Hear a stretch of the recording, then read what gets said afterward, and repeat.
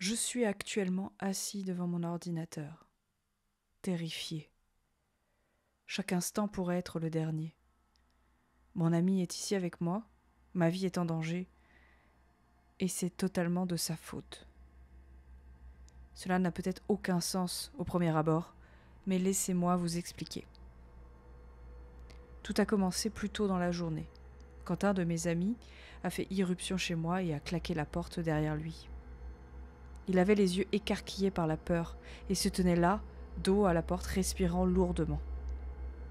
Je lui ai demandé ce qui s'était passé, et il m'a raconté cette histoire. Il vivait avec sa tante depuis 1 an parce que ses parents étaient au Mexique. Ils effectuaient un travail de missionnaire dans un petit hôpital du sud du Mexique. La nuit précédente, un homme débraillé avait traversé l'entrée de l'hôpital en titubant. Il criait en espagnol et semblait fou de terreur. On l'a amené jusqu'à une chaise et on l'a laissé s'asseoir. Alors qu'il reprenait son souffle, il a raconté son histoire dans un anglais approximatif. Il a affirmé que sa sœur avait été tuée par quelque chose qu'il appelait la Muerto Blanco. Il n'arrêtait pas de dire qu'elle allait s'en prendre à lui ensuite. Confus, ils lui ont demandé ce qu'était ou qui était la Muerto Blanco. Avec un regard de peur insondable sur son visage, il explique que la Muerto Blanco signifie la mort blanche. Elle est l'âme d'une fille qui est morte il y a des années. Elle est morte de sa propre main, dit-il, esseulée et mal aimée. Elle détestait tellement la vie qu'elle voulait effacer toute trace d'elle sur terre. Son désir d'effacer complètement sa mémoire était si grand qu'elle est revenue d'entre les morts sous la forme d'un esprit vengeur, déterminé à tuer tous ceux qui connaissaient son existence. C'est une fille, mais c'est pas une fille, continue-t-il. Elle n'est pas morte, mais pas vraiment vivante. Elle a des yeux noirs et froids qui pleurent du sang. Elle marche sans jamais sembler bouger d'un pouce. Elle traque ses victimes, comme un animal sauvage, les poursuivant à travers les rivières et les vallées, les ramenant chez elle.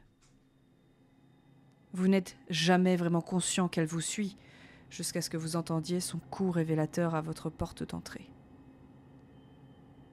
Elle frappe 1 fois pour votre peau, qu'elle utilisera pour rapiécer sa propre chair en décomposition. 2 fois pour vos cheveux, qu'elle arrachera entre ses dents. 3 fois pour vos os, dont elle fera des massues. 4 fois pour votre cœur, qu'elle arrachera de votre poitrine. 5 fois pour vos dents, qu'elle polira et gardera dans une boîte. 6 fois pour vos yeux, qu'elle arrachera un par un. 7 fois pour votre âme, qu'elle consumera tout entière. Où que vous alliez, la mort blanche vous traquera et vous entendrez son terrible coup de poing résonner à la porte. Vous pouvez essayer de la distancer, mais elle est plus rapide qu'un mortel. Si vous vous enfuyez de chez vous alors qu'elle frappe à la porte, elle vous suivra partout où vous irez.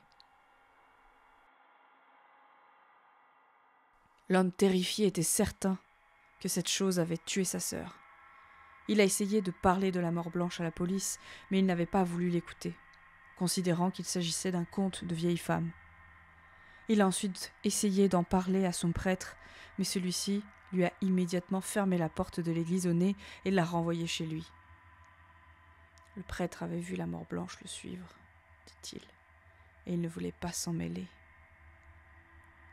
La tête entre les mains, l'homme effrayé dit que la mort blanche vous suit pour toujours, jusqu'à ce que vous en parliez à quelqu'un d'autre.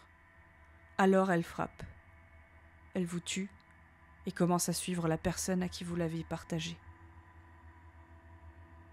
Après avoir terminé son récit, l'homme a volé une voiture sur le parking de l'hôpital de la mission et disparu dans la nuit. Apparemment, le père et la mère de mon ami ont immédiatement appelé sa tante pour lui parler de l'homme étrange qu'ils avaient rencontré. Ils lui ont demandé si elle avait déjà entendu parler de la mort blanche. Elle a répondu par la négative, et ils ont commencé à lui raconter l'histoire que l'homme leur avait racontée. La tante a reçu un appel téléphonique plus tard dans la nuit. C'était la police mexicaine. Ils lui dirent que les parents avaient été retrouvés morts devant l'hôpital. Ils avaient été déchiquetés. La tante de mon ami a immédiatement appelé ce dernier à l'école pour lui annoncer la mauvaise nouvelle. Alors qu'il pleurait, elle lui a dit qu'elle ne comprenait pas ce qui s'était passé.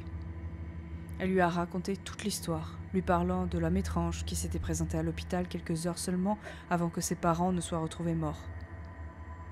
Elle lui a raconté que l'homme avait raconté à ses parents une histoire étrange et troublante sur une chose appelée la mort blanche.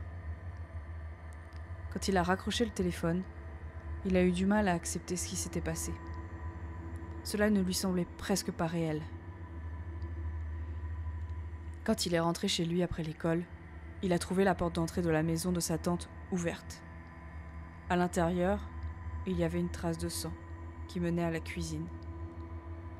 Là, sur le sol de la cuisine, il trouve le corps de sa tante. Elle avait été déchiquetée membre par membre. Il courut hors de la maison et traverse toute la ville, sans jamais se retourner, jusqu'à ce qu'il arrive chez moi. Quand il m'a raconté cette histoire, j'avais du mal à y croire. En l'espace d'une journée, sa mère, son père et sa tante avaient été assassinés. Tout cela semblait trop tiré par les cheveux. Mais avant que je puisse dire un mot, mon ami et moi avons tous les deux reculé d'horreur en entendant frapper à ma porte d'entrée.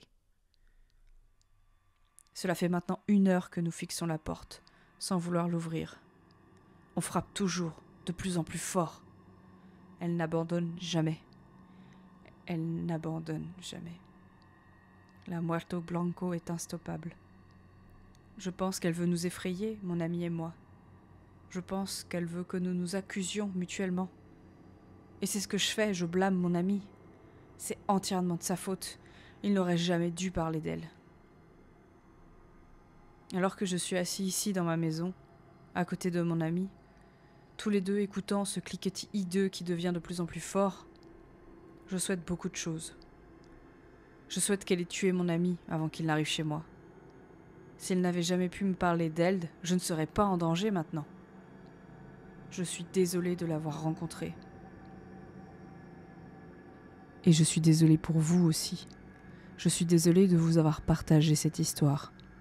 Je suis désolée de vous avoir parlé de la mort blanche.